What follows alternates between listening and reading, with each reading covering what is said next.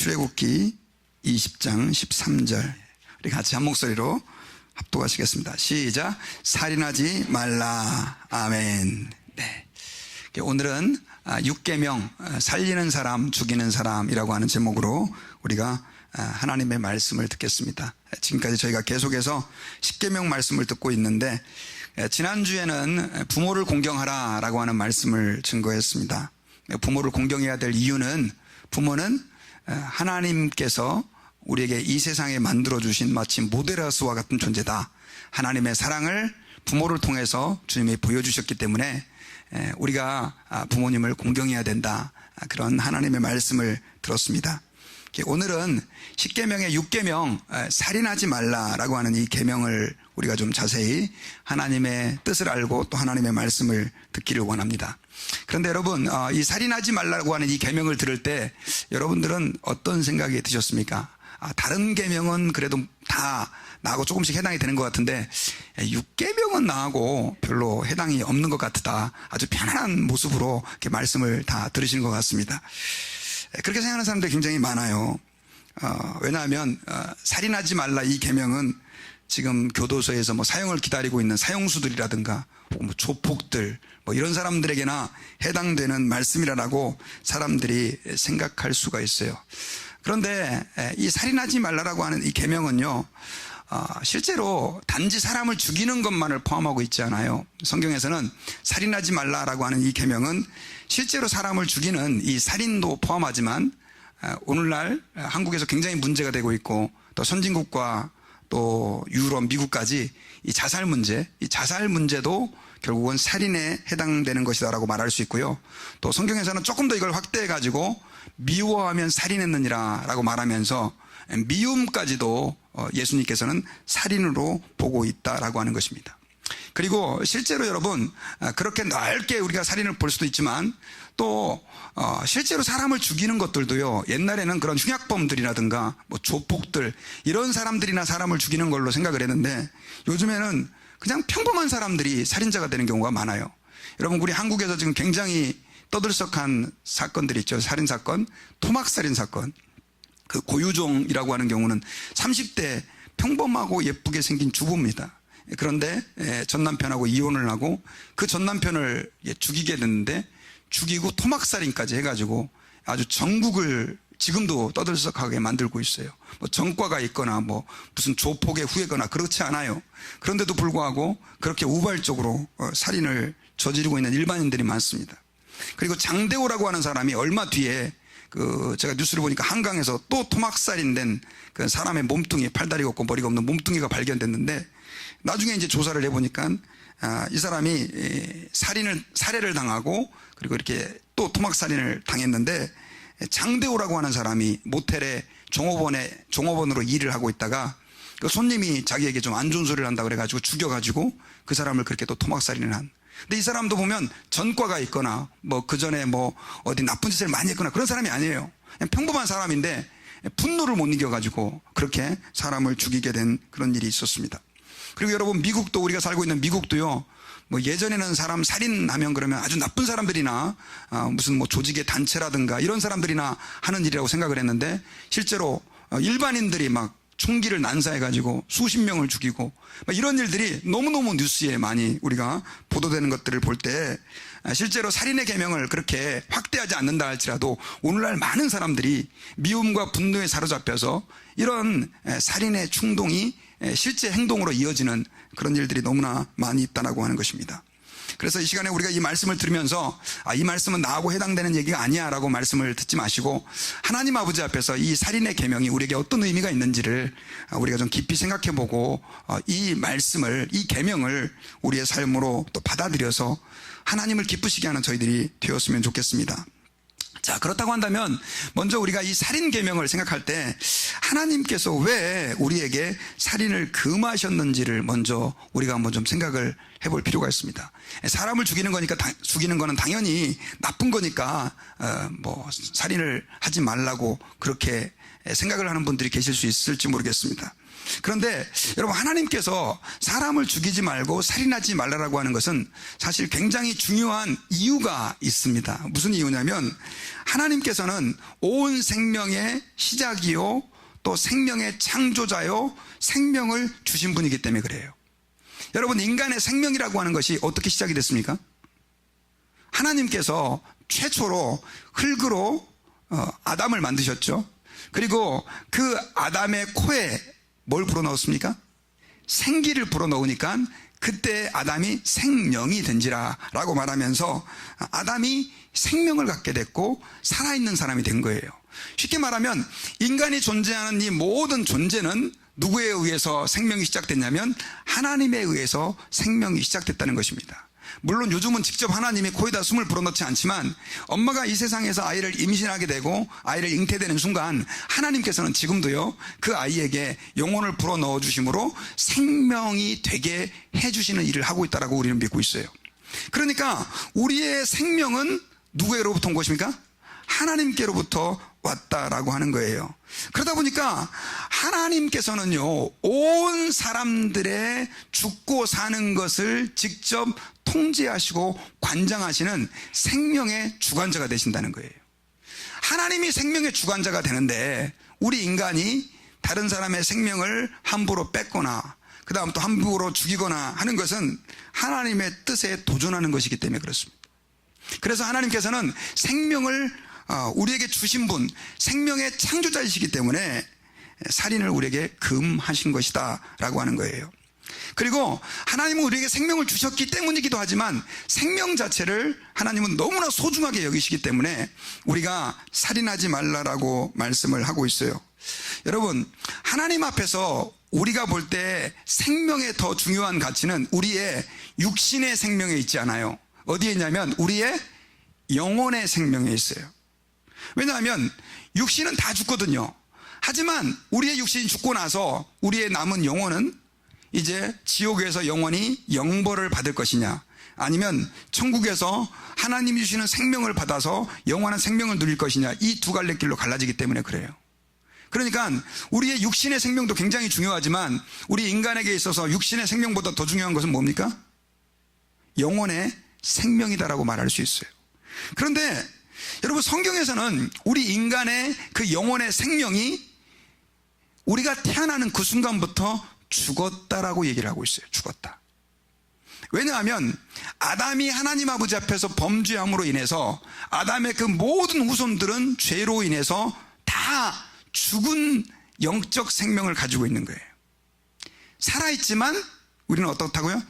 죽어있는 존재가 바로 인간이라는 거예요. 그래서 에베소서 2장 1절에서는요 허물과 죄로 죽은 너희를 살리셨도다, 이런 표현을 사용해요. 여러분, 우리 인간들은 살아있지만 하나님을 알지 못하고 죄에 빠져 있을 때 우리 인간은 죽은 생명이라고 하는 거예요. 그런 우리 죽은 생명을 하나님이 어떻게 하기로 했습니까? 구원하시기로 하신 거예요. 살리기로 하신 거예요. 그래서 우리를 사랑하셔서 우리를 살리고자 하나님은 어떤 방법을 취하셨죠? 하나님의 독생자 예수 그리스도를 우리를 위해서 보내주셨어요. 그래서 그 예수님을 보내주셨는데 제가 지난주에도 얘기했고 매주마다 반복해서 얘기하지만 그 예수님은 우리의 구원, 우리의 생명을 살리시기 위해서 십자가에서 버림을 받으시고 죽으셨다는 거예요. 여러분, 제가 그 지난주에 어버이 주일 때 말씀드렸지만 하나님은 자신의 독생자까지 우리를 구원하시기 위해서 우리를 구원하시기 위해서 자신의 독생자까지 하나님은 십자가에 죽게 하셨다는 거예요. 이 말은 이런 거예요. 하나님께서는 우리의 생명을 살리시기 위해서, 우리를 살리시기 위해서 하나님의 독생자 예수 그리스도를 죽이신 거예요. 그러면 저와 여러분들의 생명이 얼마나 소중한지 알겠죠. 하나님의 독생자와 맞바꿀 정도로 우리의 생명은 소중하다는 것입니다. 그렇기 때문에 여러분, 하나님께서는 생명을 소중하게 여기시는 분이시기 때문에 우리가 하나님 앞에서 생명을 소중하게 여기는 사람이 되어야 된다고 하는 거예요. 이건 육적인 생명만을 말하는 것이 아니라 다른 사람의 영적인 생명까지도 포함하는 것이다 라고 하는 것입니다. 그런데 여러분, 오늘날 세상을 보면 사람들은 생명을 별로 소중하게 생각하는 것 같지가 않아요. 사람 죽이는 거를 뭐 우리가 실제로 사람을 막 죽이고 이러지는 않지만 너무나 대충 쉽게 생각하는 그런 시대를 우리는 살아가고 있어요. 여러분, 아담과 하와가 죄에 빠지고 나서요, 자녀를 낳았어요. 그 두 아들의 이름이 뭐였습니까? 가인과 아벨이었죠. 근데 창세기 4장에 보면 그 두 사람이 예배를 드려요. 그러다가 가인이 자기가 드린 예배가 하나님이 받아주지 않으니까 분노가 일어나가지고 동생한테 막 가가지고 따졌죠. 따지는 정도가 아니라 죽였어요. 여러분, 그전에는 살인이라는 것이 없었어요. 그런데 성경에서 가인과 아벨의 살인을 보여주는 이유는 뭐냐면, 죄에 빠진 인간, 영적으로 죽은 인간은요, 다른 사람을 죽이는 존재가 된다는 거예요. 그래서 창세기 4장을 통해서 하나님께서는 우리에게 죄에 빠진 인간, 영적으로 죽은 인간은 다른 사람의 생명을 귀하게 여기지 않고 다른 사람의 생명을 죽이는 존재라고 하는 것을 우리에게 말씀해 주고 있는 거예요. 여러분, 이런 현상은요, 오늘날도 우리 주변에 너무너무 많이 있어요. 여러분, 저는 요즘 그 영화라든가 또 뭐 드라마, 그리고 우리 젊은이들이 하는 게임들 보면요, 참 마음이 많이 답답해요. 우리 젊은 사람들 많이 계신데, 게임 중에서 혹시 사람을 안 죽이는 게임 있나요? 여러분, 지금 우리 어르신 세대는 게임을 잘 안 하니까 잘 모르시겠죠. 요즘 게임들은요, 이제 3D 막 이래가지고 현장에서 막 게임하는 것처럼 자꾸만 더 화질도 좋아지고 영상도 발전하고 점점 더 실제인 것처럼 발전을 해요. 그래서 그 게임 세계 안에서는요, 마치 또 다른 내가 실제가 된 것처럼 그렇게 지금 이 테크놀로지가 발전하고 있어요.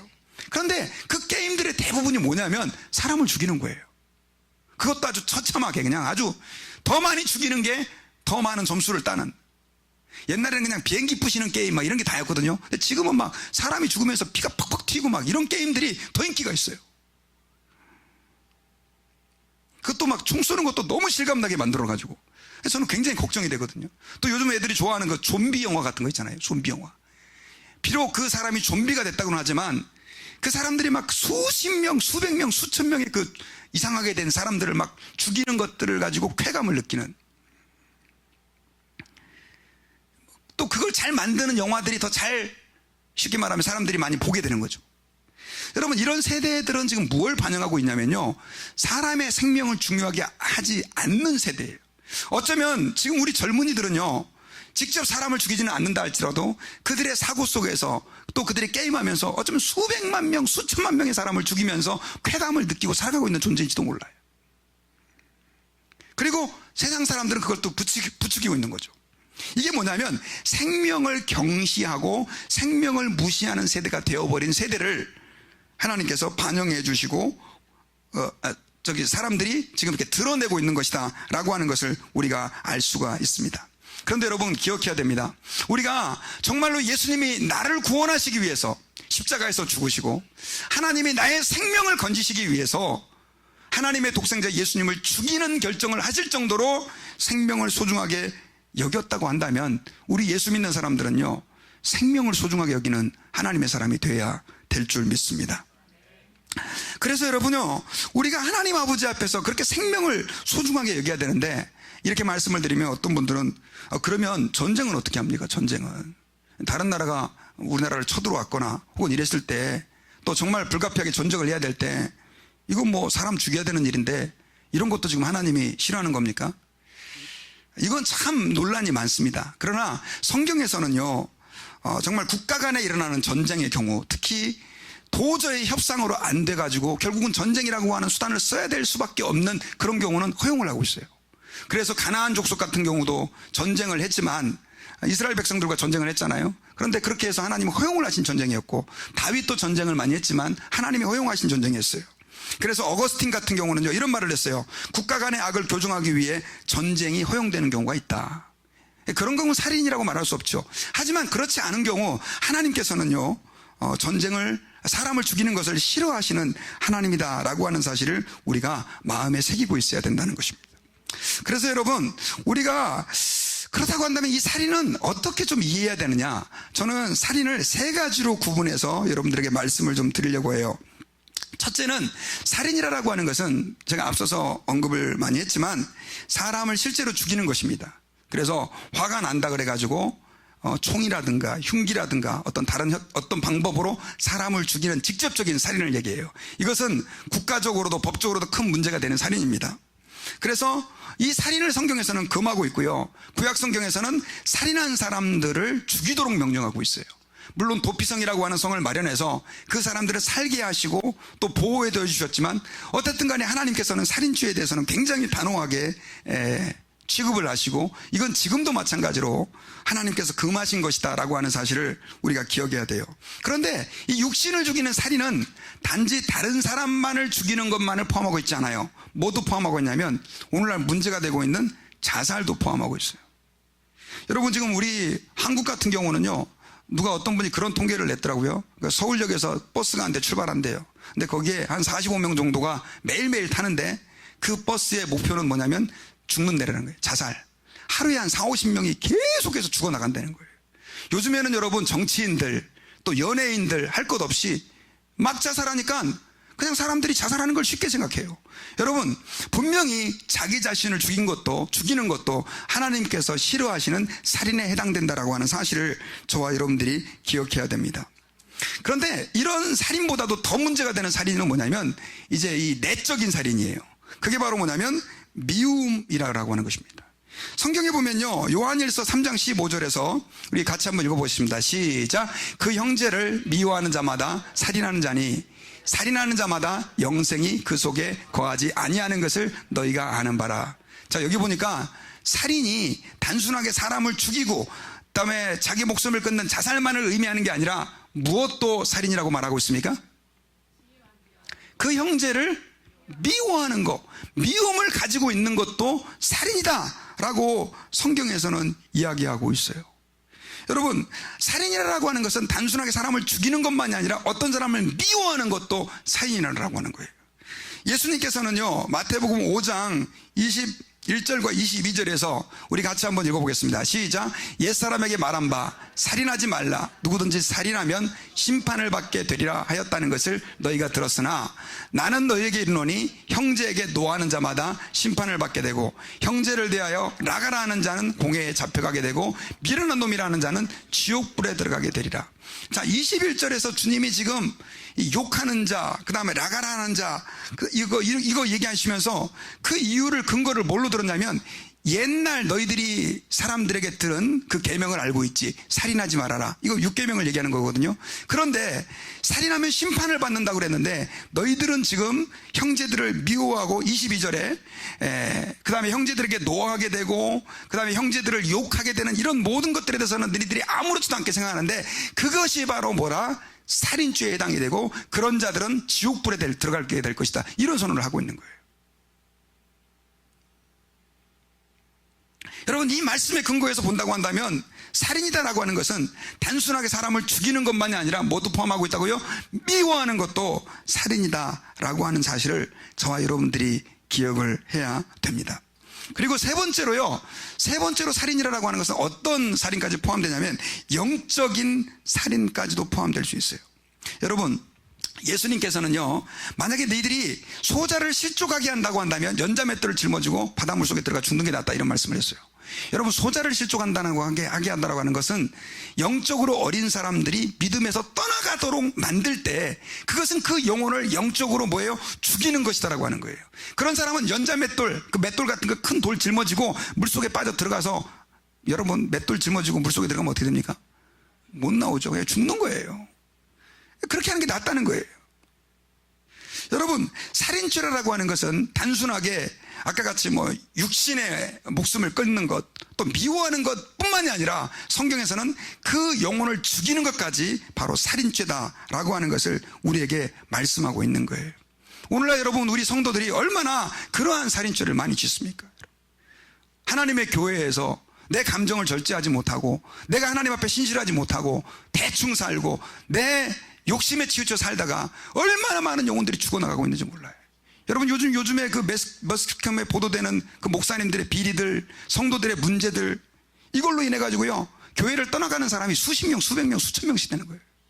이게 뭐냐? 영적인 살인행위라고 하는 것이. 자, 그런데 여러분요, 이런 살인들의 근본적인 보니까 동기가 있더라고요. 그 동기가 뭐냐면 바로 미움이라는 거예요. 미움. 그리고 분노. 육신을 죽이는 것도 그렇고, 다른 사람을 미워해서 내면적인 살인 행위를 하는 것도 마찬가지고, 그 다음 또 영혼을 죽이는 것도 마찬가지고, 우리 인간에게 있어서요, 자꾸만 다른 사람들을 살인하게 되게 되는 이 동기가 있는데, 그게 바로 뭐냐면 미움이다라고 하는 거예요. 미움. 근데 미움은 왜 생기느냐면요, 누군가에게 상처를 받았을 때 미움이 생겨요. 여러분 한번 생각해 보세요. 가만히 계신데 나는 내 아내가 미워. 와이프가 너무 잘하는데 나는 내 아내가 미워. 남편이 너무 잘하는데 나는 내 남편이 미워. 이런 사람 있어요? 지난주가 뉴스 보니까요, 외국의 어떤 여자가 자기는 남편이 너무 잘해갖고 이혼하고 싶다고 그래가지고 한국 사람이 댓글을 달았어요. 그 남편 나한테 줘라. 그 남편 나한테 줘라. 여러분, 누군가 나한테 잘하는데 미워하는 사람은 정상적인 사람이 아니에요. 대부분 미움을 품게 되는 사람들은 어떤 사람이냐? 다른 사람으로부터 뭘 받았을 때? 상처를 받았을 때예요. 사람은 어떤 형태로든 간에요, 상처를 받아요. 그리고 그 안에 뭐가 남아요? 미움이 남고 분노가 남아요. 아까 장대호가 그 모텔에 종업원으로 있는데, 그 사람이 사람을 죽이게 된 동기도 젊은 애가 어린애가 아주 반말 찍찍이 가면서 막 기분 나쁘게 막 이렇게 얘기한 거예요. 그래 기분 나빠갖고 열받아갖고 사람을 죽인 거예요. 근데 여러분, 우리도 그런 경향들이 있다니까요. 우리도 가만히 있는 것 같지만 누군가 우리를 찌르고 건드리면요, 우리는 어떻게 해요? 분노하게 되고, 나중에 그게 폭언이 나가게 되고, 심지어 심한 경우는 폭력도 행사하게 되고, 그러다 보면 사람을 죽일 수도 있는 거예요. 그리고 실제로 겉으로는 그렇게 않는다 할지라도 속으로 뒤에 가서 이를 갈면서 저놈 가만히 절대나 보자 막 그러면서 막 이를 뻑뻑 갈고, 그리고 기도할 때마다 하나님 저 인간들 막 어떻게 막 이러면서 이 분노를 품고 있는 사람이 많잖아요. 그리고요, 그렇게 미움과 분노에 사로잡히면요, 저 영혼이 지옥 가든지 천국 가든지 신경 써야 안 써요? 써야 안 써요? 여러분 안 쓰세요? 안 쓰시는군요. 안 쓰게 돼요. 저 사람이 구원받아야 되고 하나님 앞에 은혜를 받아야 되고 천국 가야 되고 이런 거 별로 안 중요해요. 미움에 사로잡히면 그때부터는 모든 게 다 싫어지는 거예요. 그래서 여러분, 우리 인간을 무너뜨리고 망치는 게 뭐냐면 바로 이 미움인데요. 사실 미움이 없는 분들 여기 계세요? 누군가에게 대해서? 한번 손 들어보세요. 나는 미워하는 사람이 한 명도 없습니다. 아무도 안 계시네. 다 있으시네. 그러면 우리가 어떻게 그 미움을 극복할 것이냐는 거예요. 저는 이렇게 생각해요. 살인하지 말라라고 하는 것은 미움을 극복하는 것과 같은 것이다. 첫째로 여러분요, 우리가 미움을 극복하려고 한다면 제가 4가지 여러분들에게 중요한 원리를 드리려고 하는데요. 첫째는 그 원인이, 어떤 사람이 우리를 공격했을 때, 우리를 분노하게 했을 때 그 원인이 누구에게 있음을 인정하라? 내게 있음을 인정해야 된다라고 하는 거예요. 여러분, 다윗이 압살롬은 다윗의 아들입니다. 근데 그 압살롬이 반역을 일으켰어요. 반역을 일으켜가지고 이 나라에 힘 있는 사람들을 다 결집해가지고 결국은 반란을 일으킨 거예요. 그 반란 소식을 듣고 왕은 어떻게 했습니까? 도망갈 수밖에 없는 거예요. 그래가지고 그 법계 짊어지고 핵심적인 사람하고 이렇게 도망가고 있었는데, 나중에 이제 도망을 그 와중에 여러 가지 일들이 많이 있었죠. 이렇게 도망가고 있는 와중에 다윗을 더 열받게 하는, 다윗의 마음에 더 상처를 받게 할 만한 일이 벌어졌어요. 어떤 사건이 벌어졌냐면, 그 시므이라고 하는 사람이요, 다윗이 이렇게 피난 가는 그 걸음에 저 뒤에서 나타나가지고 돌멩이를 집어던지면서 다윗을 막 저주하면서 네가 그럴 줄 알았다, 네가 잘난 척 하더니 막 그러면서 다윗에게 막 저주를 퍼붓는 거예요. 다윗에게 저주를 퍼붓는데 여러분 같았으면 어떻게 하시겠어요? 그 당시 다윗은 누구예요? 왕이에요. 말 한마디면 사람 죽일 수 있어요. 근데 다윗이 참고 있는 거예요. 그러니까 그걸 보고 있었던 다윗의 부하가 더 열받아가지고, 왕이시여, 내가 저놈의 목을 당장 잘라오겠습니다, 그렇게 얘기를 했어요. 그랬을 때 다윗이 뭐라고 얘기합니까? 우리 성경 구절을 한번 보자고요. 사무엘하 16장 10절. 자, 같이 읽어보겠습니다. 시작. 왕이 이르되 스루야의 아들들아, 내가 너희와 무슨 상관이 있느냐? 그가 저주하는 것은 여호와께서 그에게 다윗을 저주하라 하심이니 네가 어찌 그리하였느냐? 할 자가 누구겠느냐 하고. 자, 여러분, 이 다윗이 이 저주를 받고 한 반응은 뭐였냐면, 그가 저주하는 것은 여호와께서 그에게 다윗을 저주하라고 했기 때문에 저주를 하는 거다. 여러분들은 이렇게 고백할 수 있어요? 저는 이렇게 다윗이 고백을 한 이유가, 다윗이 여러분 하나님 앞에 참 하나님을 잘 섬기고 하나님 앞에 신실하게 살다가 큰 실수를 한 적이 있었죠. 바로 자기의 충신이었던 우리아의 아내를 빼앗아 가지고 그 우리아를 죽이고 나중에는 이제 그 밧세바와 동침을 하게 되고 아이를 낳은 그 사건이 있었잖아요. 이때 나단 선지자가 그 다윗에게 이제 다윗을 책망하고 깨닫게 하면서 예언을 한 내용 중에 하나가 뭐였냐면 바로 이 내용이었어요. 반란도 일어나고 그 다음에 처처에 다툼이 있고 뭐 이런 얘기들을 막 한 거예요. 그러니까 다윗은 이 시므이의 저주를 들었을 때 자신의 잘못을 깨달았던 것 같아요. 내가 하나님 아버지 앞에서 지금 압살롬의 반역도 마찬가지고 지금 저 시므이의 저주도 마찬가지고 내가 지은 죄 때문이다라고 생각을 한 거예요. 여러분, 이거는 우리가 하나님 앞에서 신앙생활 때 굉장히 중요한 태도예요. 여러분들이 이 땅에서 삶을 살 때 누군가 여러분들에게 고통을 주고 아픔을 줬을 때 우리는 보통 어떻게 생각하냐면 저 사람 왜 저래 이렇게 생각하죠. 내가 하나님 아버지 앞에서 범죄했기 때문에, 내가 하나님 아버지 앞에서 지금 뭔가 깨달아야 될 일이 있기 때문에 하나님이 이런 상황을 허락해 주셨다라고 여러분 믿고 있어요? 전 그렇게 받아들일 수 있기를 바랍니다. 그렇게 했을 때 그 사람이 덜 미워져요. 그리고 보복하고 싶지 않아져요. 그리고 두 번째로는요, 하나님의 섭리를 인정해야 돼요. 뭐 해야 된다고요?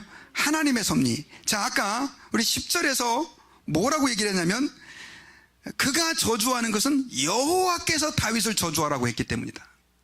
누가요? 여호와께서.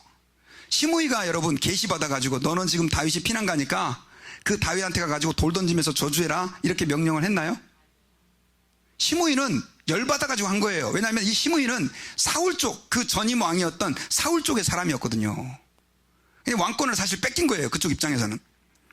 근데 안 입고 왔는데 다윗이 보니까는 압살롬한테 반역당했고 쫓겨나니까 보니까 쌤통이거든요. 그래 그냥 막 자기 스트레스 다 푸는 거예요. 제가 볼 때 시므이가 뭐 하나님 앞에 계시 받아서 야 너 다윗이 피난 가니까 그 다윗을 갖다 저주해, 그런 계시 받은 게 아니에요. 그 시므이는 자신의 그 분노, 자신의 어떤 그 욕망 때문에 다윗을 그렇게 저주했지만 다윗은 그걸 어떻게 받아들였다고요? 여호와께서 하게 하신 거라. 여러분, 누군가 여러분들에게 고통을 준 사람, 아픔을 준 사람 있죠? 저 사람 왜 저래 도대체? 한번 따라해 봅시다. 하나님께서 저 사람에게 저렇게 하게 하신 것이다. 아멘이에요? 노멘이에요? 좀 이렇게 좀 하세요. 저 와이프가 좀 바가지를 긁거들랑 여호와께서 내 아내를 통해서 바가지를 긁게 하시는구나. 성질 내지 마시고, 자식들이 좀 빨랑빨랑 대들고 속색이고 그럴 때 여호와께서 그렇게 하게 하시는구나, 이게만 받아들이시면 돼요. 교회 안에서도 속상하게 하는 사람들 많죠, 여러분요. 얼마나 답답합니까?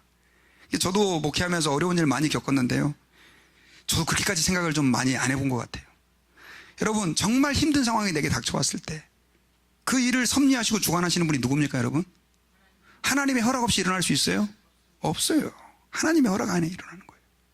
그렇게 받아들이시기를 바랍니다. 그 다음에 세 번째로는요, 다른 사람의 사정을 우리가 이해해야 돼요. 그래야 미움을 우리가 극복할 수 있어요. 여러분, 아까 11절을 같이 한번 읽어보겠습니다. 16장 11절 시작. 또 다윗이 아비새와 모든 신하들에게 이르되 내 몸에서 난 아들도 내 생명을 해하려 하거든 하물며 이 베냐민 사람이랴 여호와께서 그에게 명령하신 것이니 그가 저주하게 버려두라. 자, 아까 여호와께서 하게 하셨다라고 하는 걸 두 번이나 지금 얘기하면서 다윗이 이번에 또 새로운 얘기가 있었어요. 그게 바로 뭐냐면, 자, 내 몸에서 난 내 아들도 내 생명을 해하려 한다 이거예요. 누가요?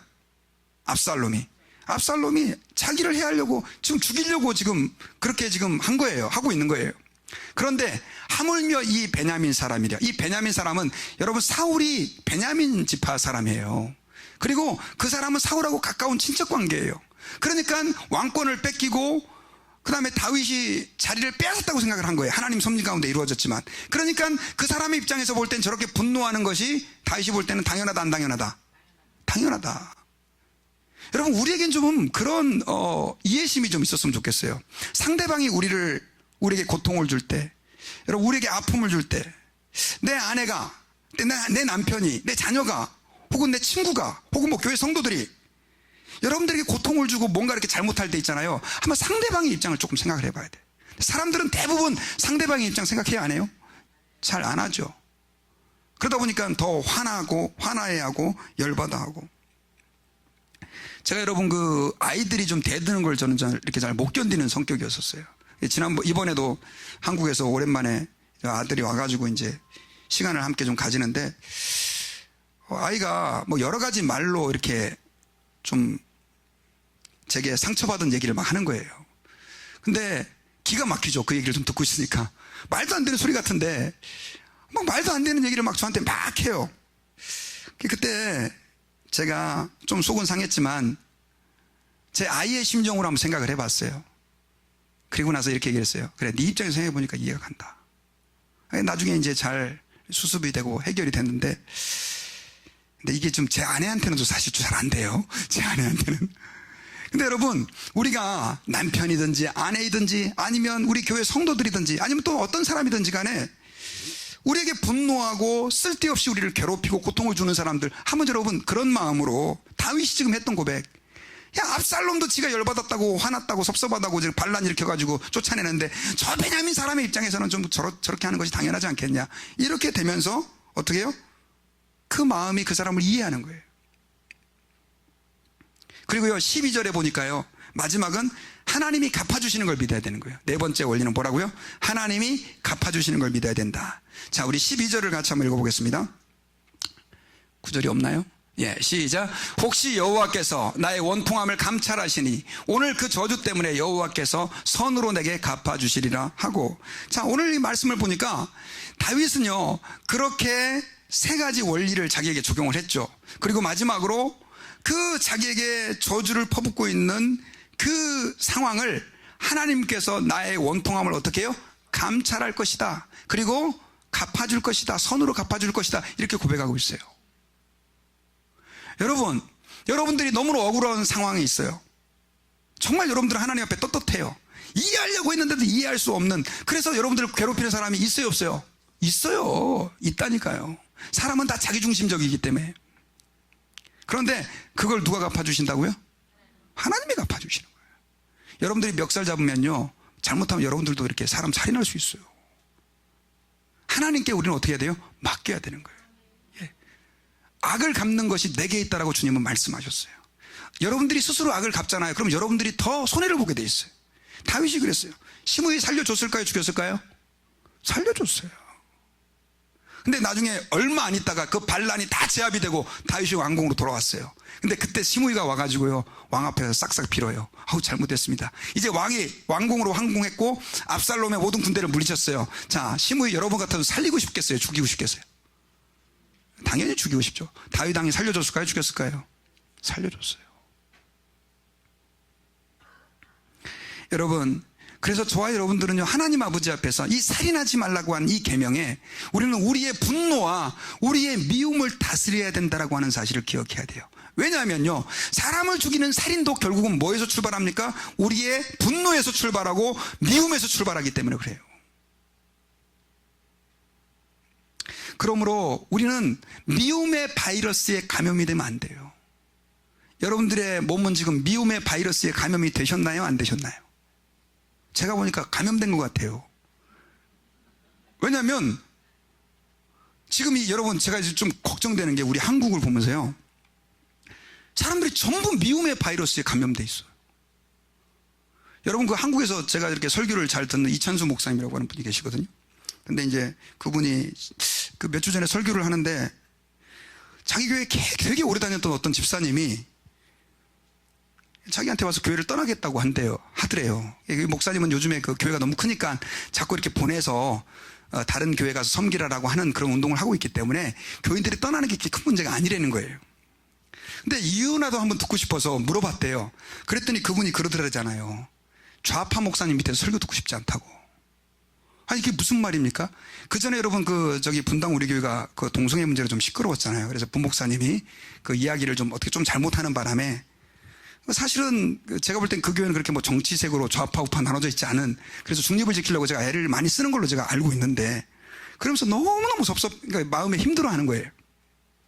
제가 여러분 그 얘기를 보면서 뭘 느꼈냐면요. 오늘날 많은 사람들이, 여러분 정치적인 문제는요, 보수적인 분들이 계실 수도 있고, 약간 왼쪽에 좌파에 계시는 분들도 계실 수 있어요. 왜냐하면 우리나라가 전부 우파만 존재할 수도 없고 좌파만 존재할 수도 없어요. 제가 볼 때 미국도 좌파 우파가 반반씩 있고 그래야 되는데, 뭐 그렇게 해서 서로 이제 토론도 하고 경쟁도 하면서 그렇게 해서 발전하는 게 민주주의 국가인데, 여러분 이 우파의 입장에 계시는 분들은 좌파를 척결해야 된다. 또 왼쪽에 있는 분들은 우파를 다 몰아내야 된다. 그래야 나라의 기강이 바로 세운다. 그럼 여러분 그거 어떻게 해야 되는 거예요? 전쟁하자는 것밖에 없어요. 제가 걱정되는 게 뭐냐면, 지금 우리 한국이 옛날에 여러분 일본 시대 해방되고 나서요, 그때 공산주의 사상이 들어와가지고 또 이게 나라가 엄청 혼란스러웠잖아요. 마치 그런 사상을 방불케 하는 만큼, 사실은 세상 사람들은 또 그럴 수 있어요. 근데 교회가 그런 사상에 빠져가지고 나와 다른 정치적인 입장을 가지고 있는 사람을 이해를 못하는 거예요. 그 사람 사랑하지 못해요. 별것도 아닌데, 나쁜 짓 한 것도 아닌데, 정치적인 입장이 다르다고.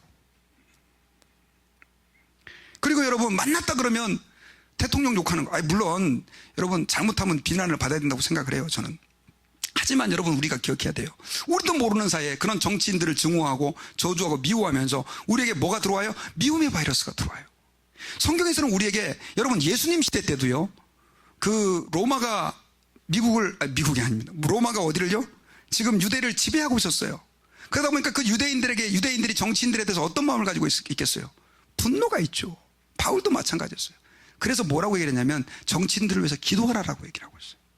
여러분 우리는 물론 이해는 갑니다. 속상하고 정치인들 생각하면 답답하고, 연일 뉴스에 터지는 거 보니까 정말 심장이 터질 것 같고. 근데 여러분 그걸 미움으로 승화시키지 마시고 기도로 승화시킬 수 있기를 주님의 이름으로 부탁드립니다. 그래가지고 여러분, 우리가 사실 우리 예수 믿는 사람들은 그리스도 안에서 다 하나예요. 저 사람이 나와 다른 정치 색깔을 가지고 있다 할지라도 그 사람을 어떻게 품어주고 사랑해주고 하나가 되어야 되는 게 성경적인 뜻이라고요. 근데 오늘날에는 너무 미워하는 게 아주 유행해. 집에서도 미워하고 학교에서도 미워하고 다 편갈르기 하는 거 좋아하고. 여러분 이건 좀 심각한 상황이에요. 하나님 아버지 앞에서 사랑하시기를 바랍니다. 제가 그 신학교 다닐 때 데칼로그라고 하는 그 책, 십계명에 대한 책이었어요. 근데 그걸 지은 분이 김용규라고 하는 분인데, 그분은 이 십계명의 이 6계명을 어떻게 해석을 했냐면요, 이거는 소외시키는 거다. 소외시키는 것, 왕따시키는 거란 말이에요. 여러분 사람을 갖다가 아예 소외시켜버리는 것, 그것이 뭐냐? 바로 사람을 살인하는 거다. 그러면서 진정으로 이 계명을 지키는 사람은 사람을 소외시키는 것이 아니라 사람을 사랑하는 것이다라고 얘기했어요. 여러분 사람은 왜 다른 사람을 소외시킵니까? 내 마음에 안 들기 때문에 소외시키는 거예요. 나와 정치색이 다르고, 나와 생각이 다르고, 의견이 다르고, 내가 생각할 때 이 사람은 이렇고 저렇고, 그래가지고 다 소외시키는 거예요. 이게 뭐예요? 미움이고 살인이에요. 사랑은 반대예요, 여러분요. 예수님은 우리가 아직 죄인 되었을 때 우리를 위하여 십자가에 죽으심으로 하나님께서 우리에게 대한 자기의 사랑을 확증하셨어요. 저 같았으면 죄에 빠진 우리 인간들 신경도 안 쓰고요, 돌보지도 않아요. 그런데 예수님은 어떻게 하셨어요? 우리를 위해서 죽으셨잖아요. 이게 사랑이고, 이게 오늘 십계명, 살인하지 말라. 이건 부정적인 개념이에요. 저는 이 십계명을 적극적으로 바꾸고 이렇게 바꾸고 싶어요. 서로 사랑해라. 네 마음에 안 들어도 사랑하고, 사랑할 수 없는 사람도 사랑하고, 이게 바로 십계명의 6계명이 우리에게 말씀하고 있는 것이다라고 하는 것입니다. 그런데 여러분 사랑하기가 쉬워요, 어려워요? 어려워요. 그래서 사랑은, 한번 따라 봅시다. 위험을 무릅쓰는 것이다. 위험을 무릅쓰는 거예요. 어떤 사람을 사랑하는 것은 위험한 일이에요. 여러분 저는 여러분들에게 영상 하나를 좀 보여드리려고 그래요. 이게 한국에서 작년에 있었던 일인데요. 어떤 사람이 길을 가다가 고속도로에 차가 자꾸 이렇게 중앙 분리대를 계속 들이받으면서 막 가는 거예요. 그래가지고 다른 차가, 그 하이웨이 얼마나 위험합니까? 거기서 자기 차를 앞에 세워갖고 그 차를 부닥쳐가지고 그 차를 세웠는데, 알고 보니까 그 사람이 운전사가 실신한 상태에 있었던 거예요. 그래서 그 사람 살려줘가지고요, 엄청 상도 많이 받은 그런 이야기예요. 우리 한 1분 정도 되는 영상인데 우리 잠깐 같이 한번 보겠습니다. 지난 주말 고속도로에서 의식을 잃은 운전자를 구하기 위해 자신의 차로 앞을 가로막은 운전자의 용기 있는 행동이 감동을 주고 있는데요. 경찰은 생명을 구하기 위해 고의로 사고를 낸 만큼 형사 입건 대신 표창을 주기로 했고 또 자동차 회사도 새 차를 제공하기로 했습니다. 차정윤 기자입니다. 고속도로를 달리던 승용차가 갑자기 중앙분리대를 들이받더니 차선을 이탈한 채 내달립니다. 주변 고속도로에 차량이 쌩쌩 달리지만 1.5km가 넘도록 위험천만한 운행은 계속됩니다. 잠시 후 지나가던 검은색 승용차가 앞을 가로막고 서자 아슬아슬했던 빗길 운행이 겨우 멈춰섭니다. 지난 주말 제2서해안 고속도로 하행선에서 지병이 있던 50대 운전자가 운행 도중 의식을 잃고 쓰러진 겁니다. 다행히 주변을 지나던 46살 한영탁 씨가 자신의 차를 앞에 세워 고의로 교통사고를 내면서 50대 운전자를 구해냈습니다. 한 씨는 사고로 자신의 차량 일부도 파손됐지만 생명을 구하기 위해 어쩔 수 없는 일이었다며 담담한 표정을 지었습니다. 다행히 운전자는 구조 직후 병원으로 옮겨져 건강을 회복하고 있는 것으로 알려졌습니다. 경찰은 한 씨의 용기와 기지로 대형 사고를 막을 수 있었다며 형사 입건 대신 한 씨에게 표창을 수여하는 방안을 검토하기로 했습니다. 또 차량 제조회사 역시 한 씨의 의로운 행동에 대해 회사 차원에서 새 차를 지급하겠다고 밝혔습니다. YTN 차정윤입니다. 혹시나 고속도로에서 저런 분들 있으면 여러분들도 저렇게 하면 차도 바꿔주고요. 또 상도 주고 실제로 상도 받고요. 그다음에 표창도 받고 차도 바꿔주고 이렇게 됐습니다. 근데 사실 제가 만약에 그 입장이었다면 어떻게 했을까? 그냥 갔을 것 같아요. 근데 이 사람은 저 사람, 죽어가는 저 사람을 저는 사랑했던 것 같아요. 그리고 그 사람을 구하기 위해서 뭘 무릅썼어요? 위험을 무릅썼어요. 여러분, 지금 우리의 사랑이 필요한 사람들이 너무 많아요. 그 사랑을 우리가 실천하고 정말 그 사람을 그리스도의 사랑으로 품고 용납하기 위해서는 우리가 뭐 해야 되느냐? 내 자리에만 안주하면 안 되고 위험을 무릅써야 돼요. 여러분, 우리 주변에는 우리의 사랑을 기다리는 사람들이 너무 많아요. 저와 여러분들이 바로 그 사랑의 주인공들이 될 수 있기를 주의 이름으로 축원합니다. 저는 말씀의 결론을 맺겠습니다. 10계명의 6계명은요, 단순하게 사람의 몸을 죽이는 것만을 의미하지 않아요. 이것은 자살을 하지 말라는 것도 포함되어 있고 다른 사람을 미워하지 말라는 것도 포함되어 있고 그 다음에 다른 사람을 영적으로 실족하게 만들어서 죽이는 영적 살인도 포함되어 있어요. 그런데 여러분, 그 모든 살인의 동기에는 뭐가 자리 잡고 있냐면 미움이라는 것이 자리 잡고 있는 거예요. 여러분, 오늘날 많은 사람들은 이 미움이라고 하는 바이러스에 감염되어 있는 사람이 너무 많아요. 저와 여러분들은 이제 그 미움의 바이러스가 아니라 주님께서 우리에게 베풀어 주신 그 사랑을 가지고 그 사랑의 바이러스, 그 사랑의 마음을 가지고 여러분, 다른 사람들을 사랑하고 또 고통당하는 사람들을 품어주고 그 사람들을 그리스도 안으로 정말 인도할 수 있는 그런 하나님의 사람이 되어야 될 줄 믿습니다. 다 같이 기도하겠습니다.